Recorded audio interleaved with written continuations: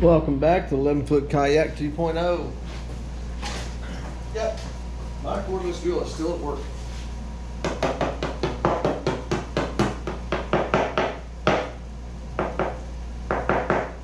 So we're gonna go ahead and mount these without use of a cordless drill. Do it the old hard way.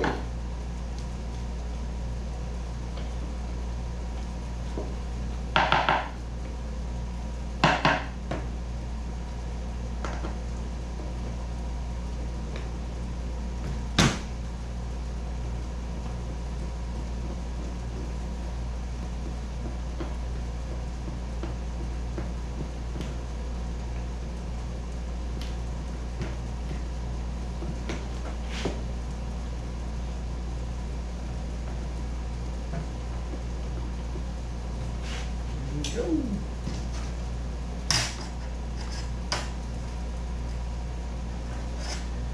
And what I want to do is measure it so we know it looks right. Like 3/4 of an inch there. And 3/4 of an inch here. This will be fun.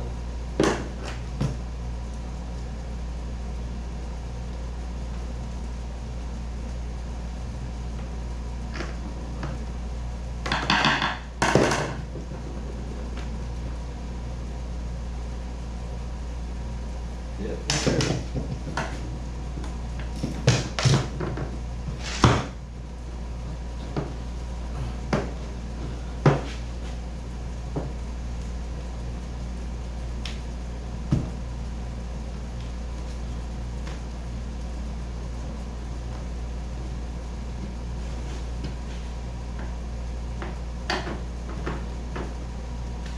Don't look at my ball spot.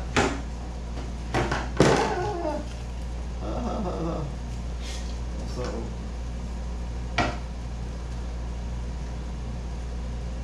there's about 6 3/4. 6 3/4 right there. 6 3/4. Oops, it moved. It's almost 7. 7.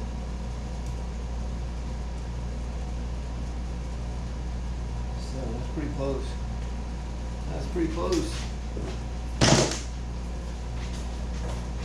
I don't think you're gonna get a leg cramp from tripping over stuff.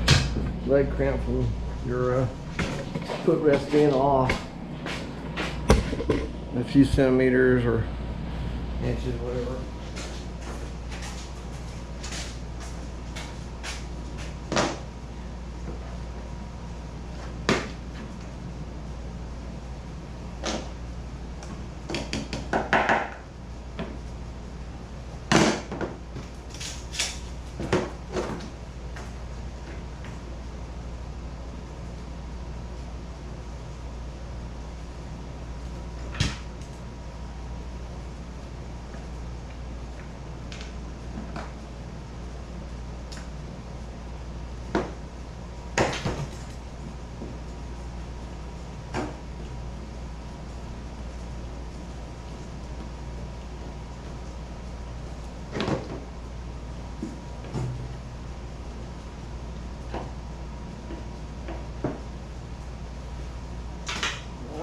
Go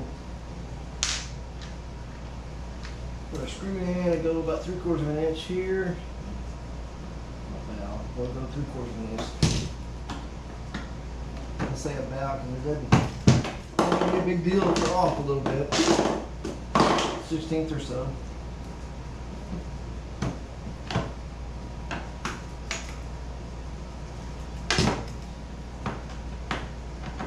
You're just looking for uniformity.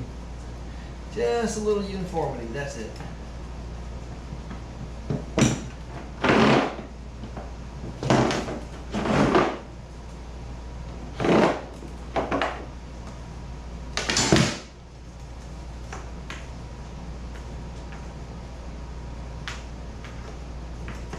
That's it.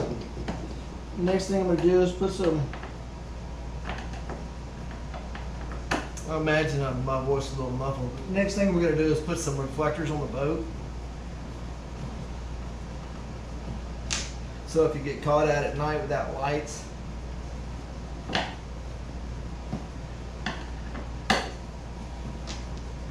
you'll be a little safe.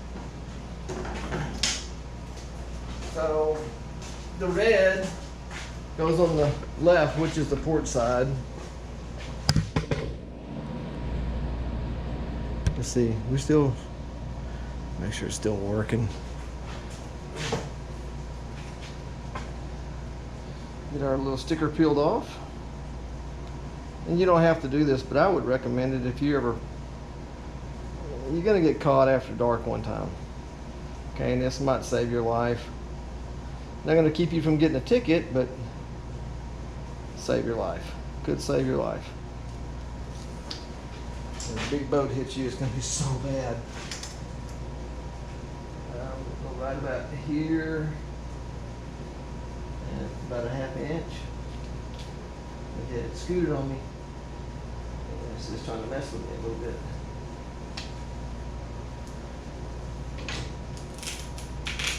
Ooh, it's gonna rip the paint off. There it is, ½ inch.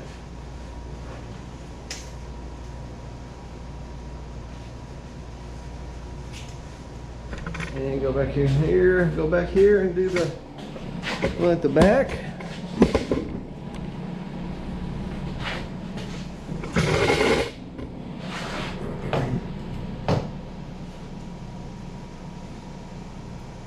You don't have to be so technical and try to measure it. You're not gonna get, not gonna get any guff for not having it exactly this height or that height. But if you put a motor on it, you need to have your TX numbers on there, and they gotta be a contrasting color. They cannot be red letters or red paint.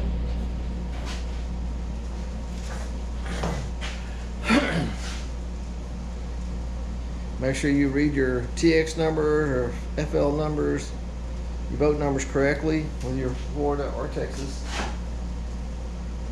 Because game wardens, they have to deal with a lot of people. Cranky people, people having a bad day, whatever. And they really don't want to hear your reason for having red letters on a red boat or green letters on a green boat. It needs to be a contrasting color, pretty much like that. And don't get me wrong, this won't save you from getting a ticket in Texas for being out after dark without light. This is just a precaution to save your butt. And I'll probably end up putting some lights on here too. So that gives us our feet support and a little bit of a safety measure. These right here don't work in such a way where you can disconnect them and use them to run a rudder. They're just something to put your feet against while you're fishing or kayaking. I don't imagine this boat would be any good in rough water. I don't have any scuppers. My idea is have a scooper in here to scoop out water if it gets splashed with a big wave, or I know I'll have a sponge. I will have a sponge, and it'll probably just store under the seat here. Got plenty of pad eyes, so I can use a sponge to keep the water out.